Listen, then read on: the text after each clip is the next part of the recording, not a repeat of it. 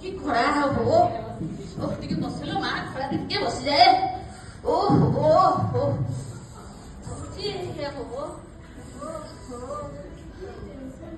କି ଟେନସନ ଅଛି ଏତେ କାମ କଣ କରିବି ମୁଁ ଜାଣିପାରୁନି ସବୁବେଳେ କାମ କାମ। ହଉ ଛାଡ କଣ ନାନୀ ଆଜି କଣ ହେଇଥିଲା ଘରେ? କଣ କହିବି ବିନା ପିଆଜ ନିରାମିଷ ରୋଷେଇ ହଉଛି। ଆଜି ତ ଶୁକ୍ରବାର ତମର ନିରାମିଷ ପୁଣି? ହଁ ଆମର ନିରାମିଷ ହଉଛି। କଣ କହିବି ଯୋଉ ତା ବାପା ଯୋଉ ଦିବ୍ୟ ଜୀବନ ସଂଘ ନୁହଁ କି ସେଇଥିରେ ସେ ଜଏନ୍ କରିଛନ୍ତି ହେଲା ସେଥିରେ କଣ କହିବି ଆମିଷ ତ ପୁରା ପିଆଜ ରସୁଣ ପୁରା ହାଇଟ୍ ସାଇଟ୍ ହଉଛି। ହଉ ତମ ଘରେ ତ ବହୁତ କ୍ଷୀର ଯାଉଥିଲା ନା ଆଇଁଷ ଖାଇବା ପାଇଁ ଆଉ ଆମର ହଉନି ତ ବାପା ପୁଅ ଖାଉନାହାନ୍ତି ମୁଁ କଣ କରିବି ପୁରା ହଉ ଚାଲ ନାନୀ ଘରକୁ ଟିକେ ଯିବା ବୋଲି ଯିବା ଚାଲ। ମିଲତି ଚମ୍ପାଡ଼ିଲ ଆମ ଘରେ ଡାକିଥିଲା ଆସ ଭିତରକୁ ଯିବା ଚାଲ ଭିତରକୁ ଆସିଯିବା। ଏ ମା ବୋଉ ଲିନା ଏ ଚା ଟିକେ ବସା ବା ଚା ଟିକେ ବସା।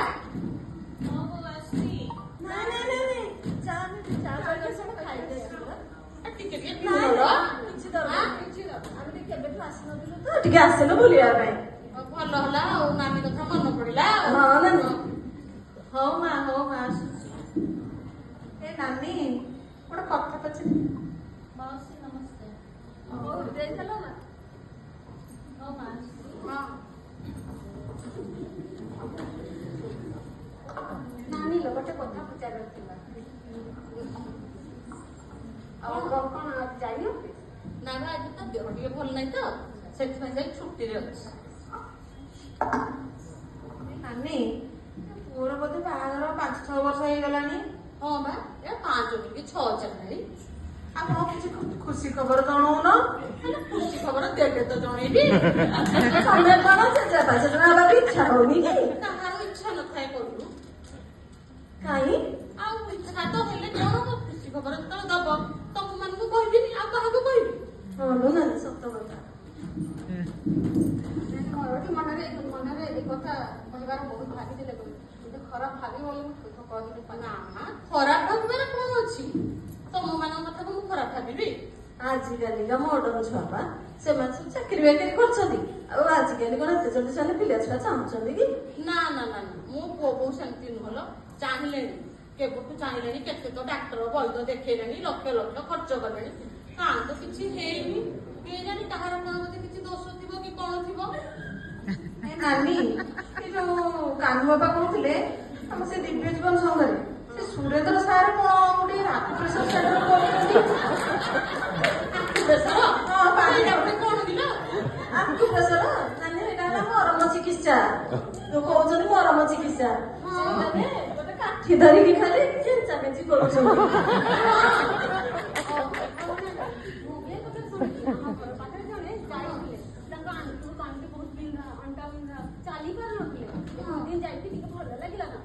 ହଁ ନାନୀ ଆମ ଘର ପାଖରେ ବି ଜଣେ ତାଙ୍କ ହାତ ଉଠୁ ନଥିଲା ସେ ଗଲେ କେତେ ଦିନ ଯାଇଛନ୍ତି ତାଙ୍କ ହାତ ତ ଉଠିଲାଣି ସବୁ କାମ କରିପାରୁଛନ୍ତି।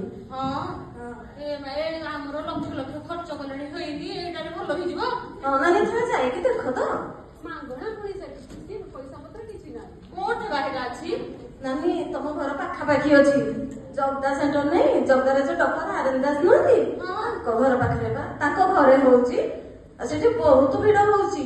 ହଁ କି ଥରେ ଯାଇକି ଦେଖ ତ ବୋଉକୁ ନେଇକି। ପୁଅ ଆଜି ଫେରୁ ଅଫିସରୁ ପୁଅକୁ କହିବି ଆଉ ତାପରେ ଯିବି ଆଉ। ନାନୀ ପୁଅକୁ କଣ ପଚାରିବ? ଆଜିକାଲିଆ ଛୁଆ ସେମାନେ ତମ ବୋହୂ ଅଛି ତମ ପାଖରେ ଆଜି ଛୁଟିରେ ଅଛି ଆଜି ନେଇକି ଯାଅ।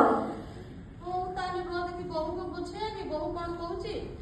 ନାନୀ ଆଜି ନେଇକି ଯିବେ ସନ୍ଧ୍ୟା 6ଟାରେ ଖୋଲୁଛି। ସନ୍ଧ୍ୟା 6ଟାରେ? ସେଠି ବହୁତ ଭିଡ ହଉଛି। ନାନୀ ମାଗଣା ବି ହଉଛି। ହଉ ତାହେଲେ ଯିବା ତାହେଲେ ଆଜି ଦେଖିବା ବୋହୂକୁ ପଚାରେ ଆଉ ତାହେଲେ ଯିବି ସନ୍ଧ୍ୟାରେ ଦେଖିବା ଯିବି ଆଉ। ଏତେ ତ ପଇସା ଖର୍ଚ୍ଚ କଲଣି ଥରେ ଯାଉନ ଦେଖିବ ସେଠି। ହେଲେ କଣ ମେଡିସିନ ପତ୍ର ଦଉଛନ୍ତି ନା କଣ? ମେଡିସିନ ତ କିଛି ଦଉନାହାନ୍ତି ମାଗଣା ପୁଣି କରୁଛନ୍ତି। ସେଟା ଠିକ ହଉଛି। ଖାଲି ଖଣ୍ଡେ କାଠି ଧରିକି ସେ ଟିପା ଟିପି କରୁଛନ୍ତି।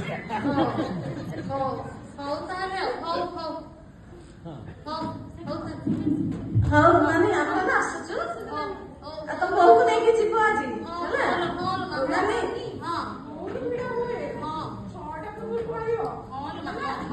ଆଉ ଗଲା ଡାକିବ ମୁଁ ଯିବି ତମ ସାଙ୍ଗରେ ହେଲା ଆସିବୁ ଦେଖେର ବୋଉକୁ କୁହେ ଆଜିକାଲିଆ ଯୁଗ ବୋହୁ ହଉ